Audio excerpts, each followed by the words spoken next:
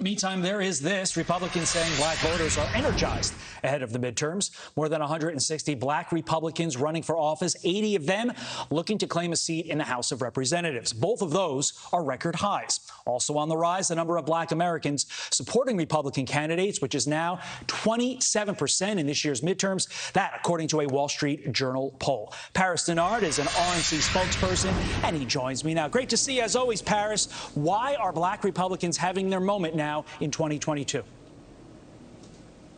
Well, thank you for having me, and good morning. What you see is the RNC, under the leadership of Ronna McDaniel, making tremendous investments in our multi-million-dollar national minority engagement strategy, which includes having 9 black American community centers across the country that are in the community, staffed by members of the community, connecting with the people so that they know that the Republican Party welcomes them, has a home for them, wants to listen to them and learn from them, and make sure that they understand that the Republicans are fighting for principles and values that the black community cares about, policies that work to empower and to uplift. And they're responding to the message of the GOP and GOP candidates like Herschel Walker, like Wesley Hunt, like John James, like Jennifer Ruth Green, because they understand that the contrast between what Republicans present as a positive way forward compared to what Democrats are doing, whether it's defunding the police, not having police reform legislation go through, having record high gas prices and inflation,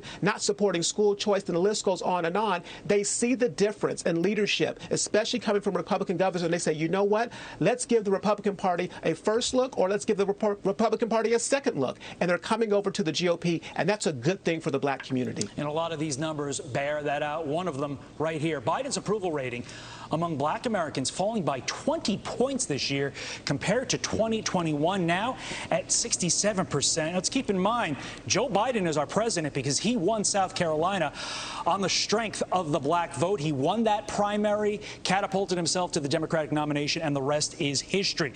Will that increase in people going away from Joe Biden, that decrease in black vote for the Democrats, increase to Republicans, will that matter in the swing states enough to swing this to the House, swing the House to the Republicans come this November?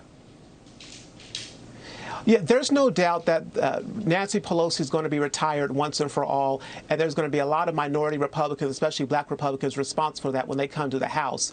But the interesting thing is that it's not just isolated to the black community in terms of rejecting the Democrats and coming over to the GOP. Recent report shows that over 1 million voters have gone to the Republican Party in this year alone. Again, they're responding to the message of the GOP, the positive, empowering message, and they're rejecting the radical liberal left agenda that's just not working. And you see that especially with Hispanic voters in Texas. And so we're encouraged at the RNC to see the inroads that we're making with minority communities, especially the black community, because we know that the GOP is the grand opportunity party, and people of color, minorities all across this country are saying, yep, we agree with the GOP and we're rejecting the Democrats.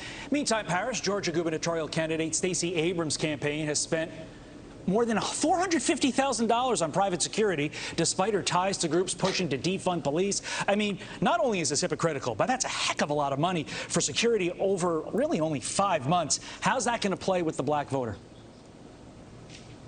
I don't think it's going to play well with black voters in Georgia. That's why they're going to look at a candidate like Herschel Walker and others and say, you know what, you all are the party of the future. But when they look at Stacey Abrams specifically, they're going to look at her versus Governor Kemp, and they're going to say, you know what, Stacey Abrams is someone who is just a hypocrite. When you have an increase in violent crimes to the tune of 5.5% in Atlanta, it's a problem. When you have Stacey Abrams playing wordsmithing when it comes to things like reimagining police or redirecting funds. No, that means the same thing, defunding the police, and it's a problem. This is the same Stacey Abrams who had no problem taking a photograph with young children, forcing them to wear masks, and she posed for the picture maskless. But this is not just limited to Stacey Abrams and her liberal hypocrisy. This extends to the squad members who spent hundreds of thousands of dollars on security, and they pushed the defund the police message, on top of the fact that Democrats like Stacey Abrams don't stand up for things things like school choice, and liberals continue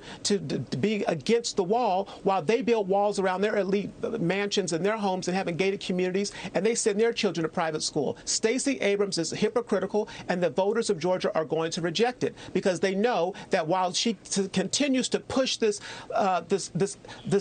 idea that Republicans are wrong for supporting election integrity, she's the one that refuses to concede from the election that she lost to Brian Kemp from the first time and called it a rigged election. It's hypocrisy, and Georgia voters are going to see right through it. That's why she's going to lose again. Yeah, Stacey Abrams is on the board of this Marguerite Casey Foundation that is supporting defund police causes.